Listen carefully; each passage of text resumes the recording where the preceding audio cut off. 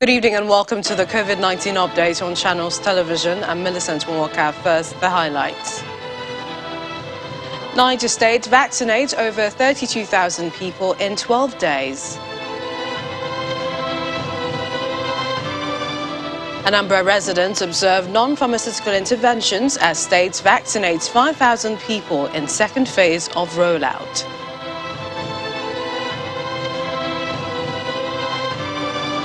And the European Medicines Agency approved the use of Pfizer and AstraZeneca as booster vaccines.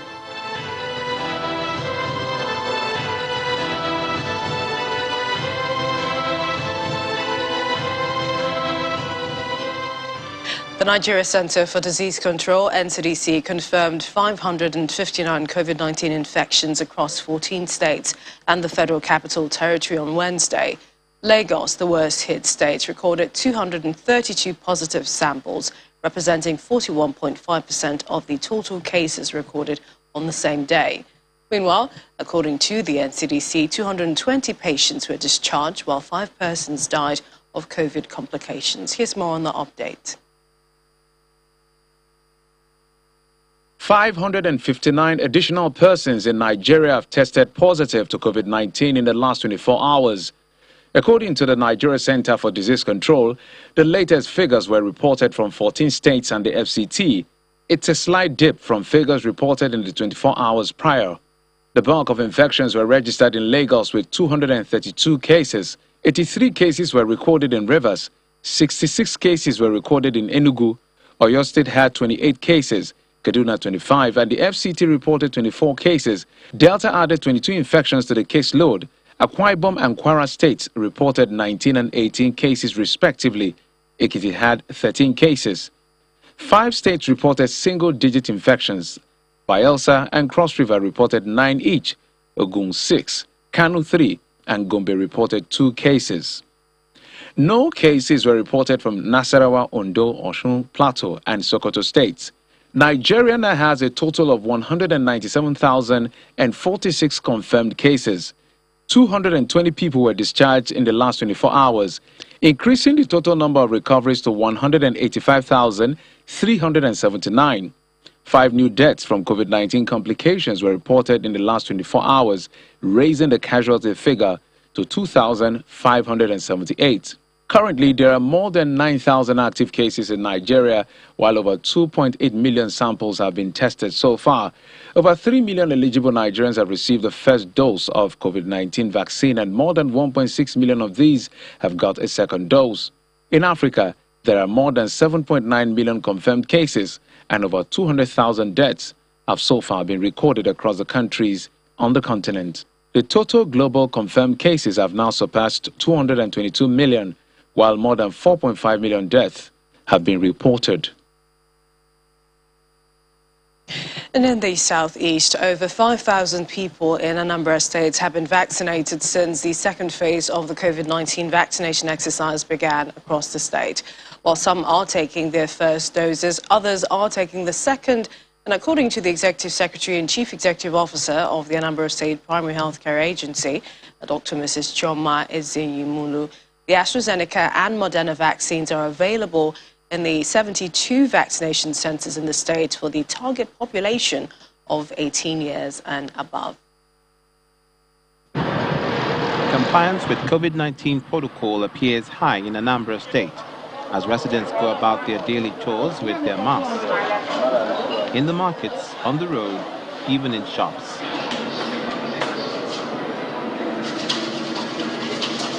In spite of this compliance level, the state government says it's not stepping down on vaccination for residents.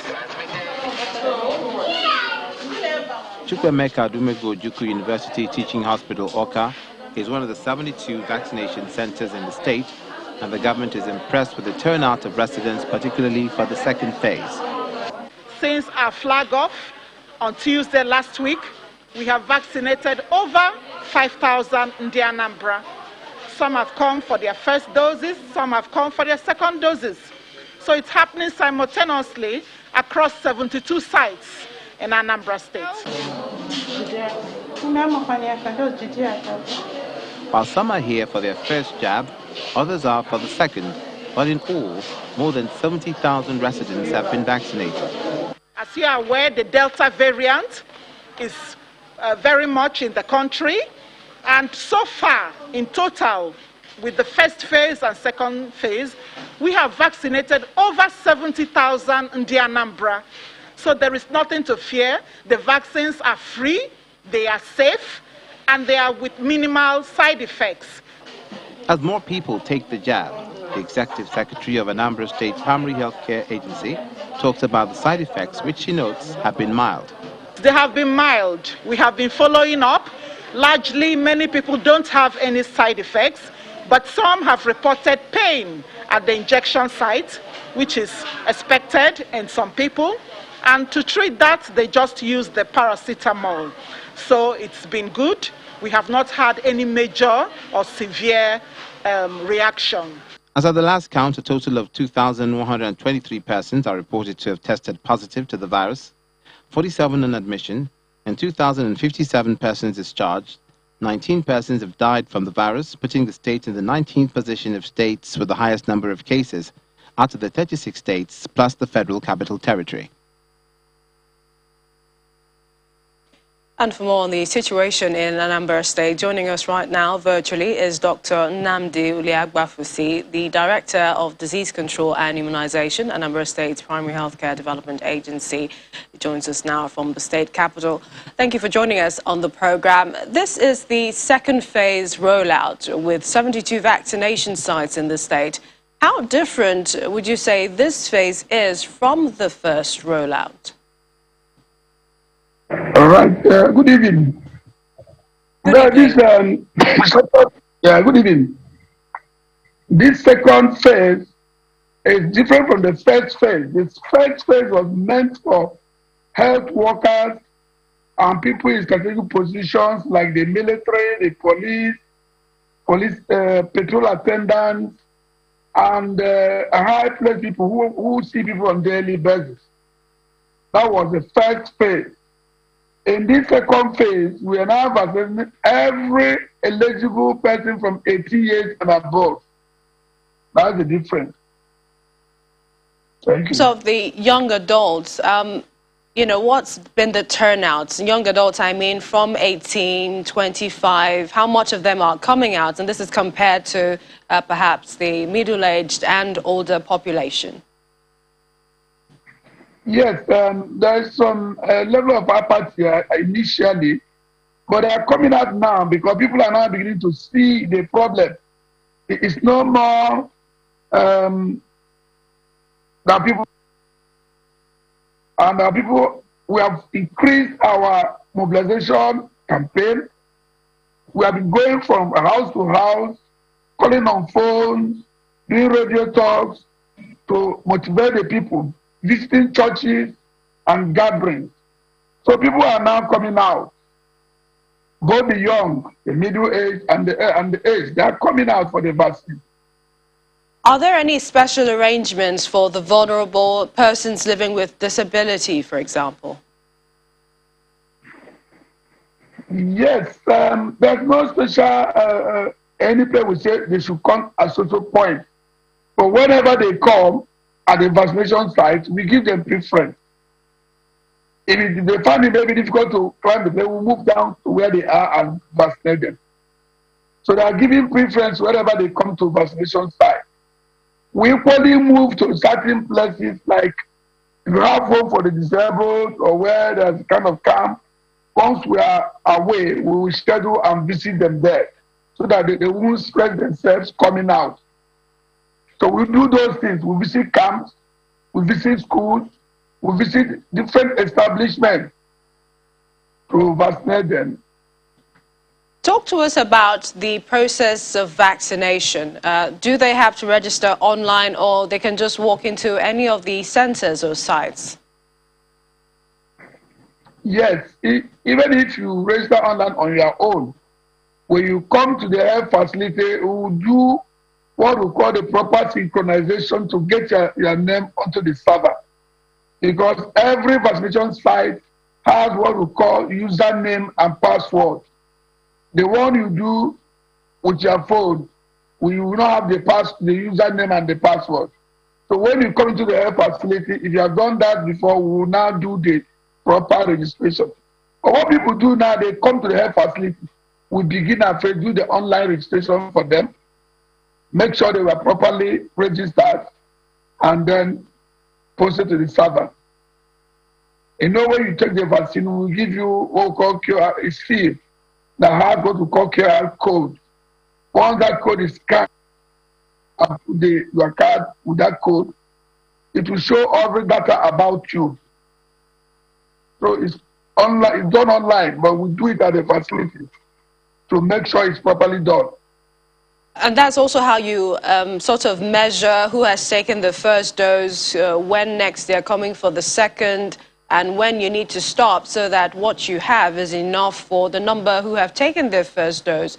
Because I understand it's Moderna that you're given, while for AstraZeneca, that's for those who have taken a first dose before, yes? Yeah, you see, the vaccination is a continuous process. We are not hoping to stop. As we finish vaccines, more are coming. So if you are taking first dose, if it's AstraZeneca, you come back 6 weeks' time. If it is Moderna, you come back 28 days from the day you took the first jab. So we are available. As the vaccines are finished, more are coming. I want to quickly... As at this point now, as at this point in time, when we are the one we have supplied, we are advised to use the first 50% and then use the remaining for the second dose. But it doesn't mean that we will stop vaccinating people, because the last one we did, we vaccinated people. Those who are now coming for second dose of AstraZeneca. What is important is that what we are giving at the first dose is what you will receive at second dose. That is very, very, very sacrosanct. All right. You don't mix it up. No mixing of vaccines. We'd like to thank you. We appreciate your time on the program. Dr. Nnamdi Uliagbafusi is the Director, Disease Control and Immunization, Anambra State Primary Healthcare Development Agency. Thank you for joining us on the program. Thank you, ma'am. Let's go over to Niger State, where the government has vaccinated no fewer than 32,000 persons within 12 days of the commencement of the second batch of the vaccination in the state. The Executive Director of the Niger State Primary Healthcare Development Agency, Dr. Ibrahim Dangana in Minna, said the state received a total of 72,372 Moderna vaccines and 19,000 doses of the AstraZeneca COVID-19 vaccines. Most people may not observe the mask-wearing protocol against COVID-19 here in Niger State, but most centers report a good turnout for vaccination in the second phase.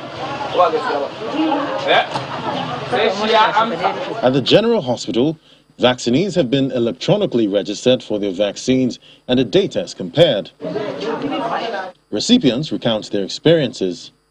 No pain even. The nurse that administered it has a very nice hand. I didn't even know when she inserted the needle on my arm. So let me try. I tried the first one. I felt lightly bold. My body was like heavy and a slight headache. And I took some called a doctor. He gave me prescription. I took some medication and it became all right. Health officers at the Boso Primary Healthcare Center say preliminary tests are carried out before the vaccine is given. Before we give him the injection, we have a screener that will screen him and advise him. Before they will check his temperature, his blood pressure, before we give him the injection, before they give him. Here, attendance has been encouraging. Let me conclude for you. 1,400 people we vaccinated here. The AstraZeneca, I know it's for second dose. There's not more turnover, but the Moderna, people are coming up like they are pushing them from their house. They are just coming. The vaccines are housed in cold storage at the primary healthcare headquarters in the state. The executive director says the vaccine uptake in the second phase is high. We started this current second phase of vaccination just about 12 days ago. And so far, we have vaccinated a total of 32,000 persons in just 12 days. Most centers in the state report that many who received the first dose of the AstraZeneca vaccine did not turn up for the second. Health experts, however, warn that a second dose is necessary for a full immunization against COVID-19 and observance of non-pharmaceutical interventions must continue. The World Health Organization is calling for a global moratorium on booster COVID-19 vaccine doses until at least the end of the year to enable every country vaccinate at least 40% of its population. WHO Director General Dr. Tedros Ghebreyesus had a month ago called for a global pause on booster doses until the end of September to prioritize vaccinating the most at-risk people around the world who are yet to receive a first dose. But there has been little change in the global situation since then. A month ago, I called for a global moratorium on booster doses at least until the end of September, to prioritize vaccinating the most at-risk people around the world who are yet to receive their first dose. There has been little change in the global situation since then. So today, I'm calling for an extension of the moratorium until at least the end of the year to enable every country to vaccinate at least 40% of its population. We've seen incredibly compelling data from high coverage countries, high income countries, producing countries. So where they're getting high coverage with these vaccines now, you've seen it, they are still having COVID cases, but their COVID deaths are plummeting. In the countries with the low coverage, they are still having high rates of COVID deaths. And this is what we need to change, and change as rapidly as possible. Should there be a moratorium on boosters? Absolutely. Should there be a moratorium on vaccinating people at low risk of severe disease or death? Absolutely. So our job as the World Health Organization, the Director General at the top of this, is to make sure that we call for equity for these products in every single way possible. The Democratic Republic of the Congo declared an outbreak of meningitis in the northeastern Chopo province with 261 suspected cases and 129 deaths reported. Health authorities have deployed an initial emergency team, and WHO is supporting the response. More than 100 patients are already receiving treatment at home and in health centers. WHO has provided medical supplies and plans to deploy more experts and resources. Well, Zimbabwe has told its civil servants unwilling to get vaccinated to resign as it seeks to increase inoculations against COVID-19. The southern African country has already made it mandatory for people to get vaccinated to go to markets, gyms, restaurants and university exams. Some private companies have also made it mandatory for their employees as well. The measures have triggered indignation among some, but also clogged up the vaccination centers as people scramble to get a dose.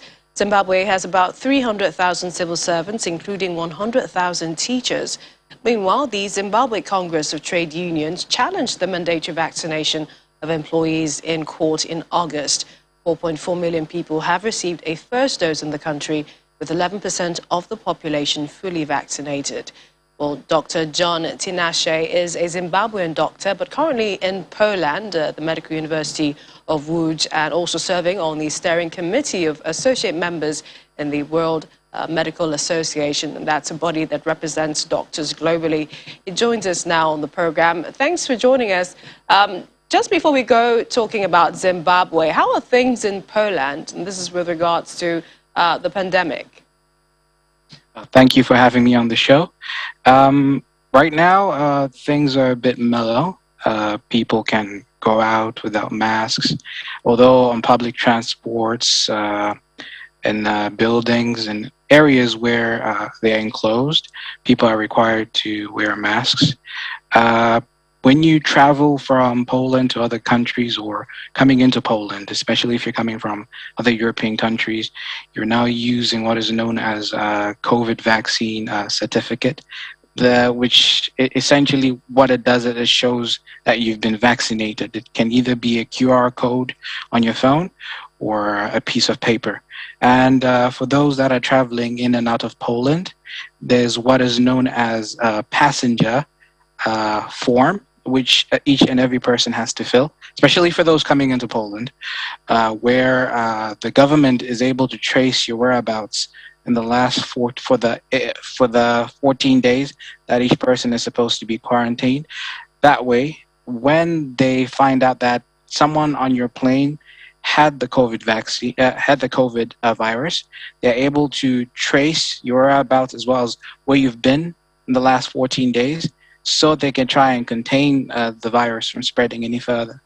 Otherwise, the numbers of the coronavirus infections daily have drastically decreased, and things are starting to get back to normal. So that's quite some surveillance. Let's talk about Zimbabwe. There are about 300,000 civil servants there. Does Zimbabwe have the capacity to vaccinate them in good time? And, do you foresee any, problems? And, how can they be averted? The thing is, Zimbabwe already ordered about 2.5 million doses of Sinopharm BBP vaccine from China, which is World Health approved for emergency uses.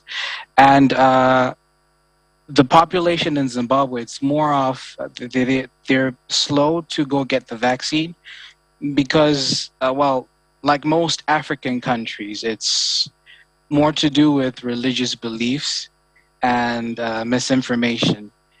So that's why people aren't really prioritizing getting the vaccine.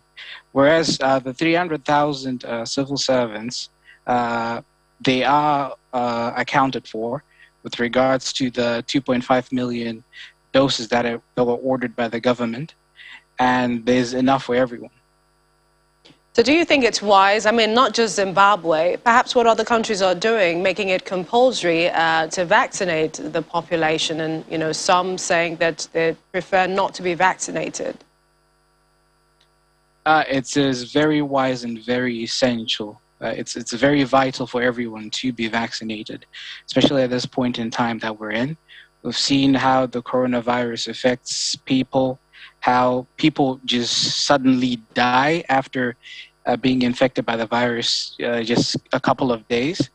And in order to stop this problem, and in order for life to get back to normal, in order for us to get back to the life we had prior to 2020, everyone needs to be vaccinated.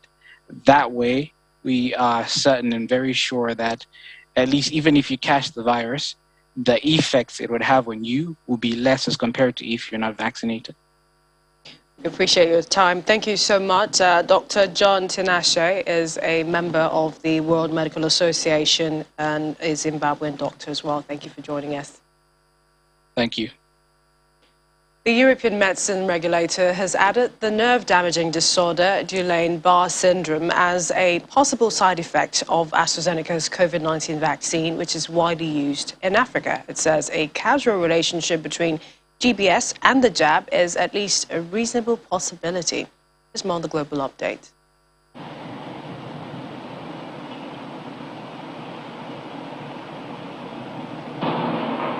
The European Union's drug regulator says it's awaiting more data on Russia's Sputnik V and a COVID-19 vaccine by China's Sinovac Biotech before it can progress on its rolling reviews of the two shots. The EMA adds that it would continue to review data on German biotech firm CureVac's shot over the next few weeks before a conclusion can be drawn.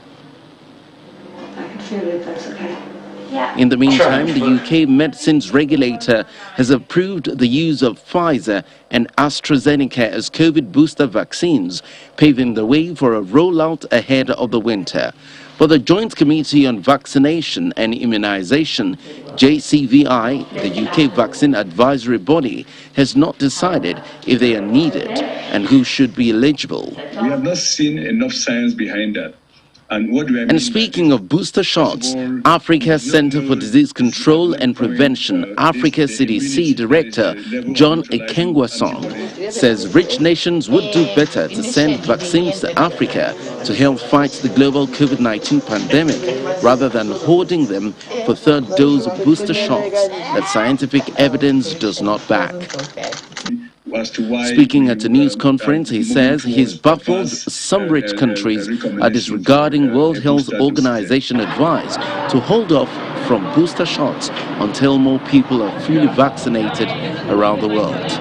The problem we have with the third doses is that we have not seen enough science behind that. And what do I mean by this? First of all, we do not know is at what point is the immunity, that is the level of neutralizing antibodies, decrease to a certain level that they stop offering new protection. We are not, as a continent, very keen in any definition of vaccine diplomacy that would mean that people make statements in the media that are not really backed with reality. Pledges do not put vaccines into people's arms. I think we want re-vaccines. Over in Australia, Sydney's cafes, restaurants and pubs are set to reopen in the second half of October after months of strict COVID-19 lockdown. Bars and eateries as well as gyms across the city of 5 million people will be able to reopen at reduced capacity within days of the state reaching a 70% double vaccination target, now expected around mid-October. The coronavirus can live on the surface for several hours. Continue to take responsibility. You can visit our website. It's channelstv.com for the latest breaking news and more updates on the virus. Thank you for watching the program this evening. I'm Millicent Walker. Stay healthy.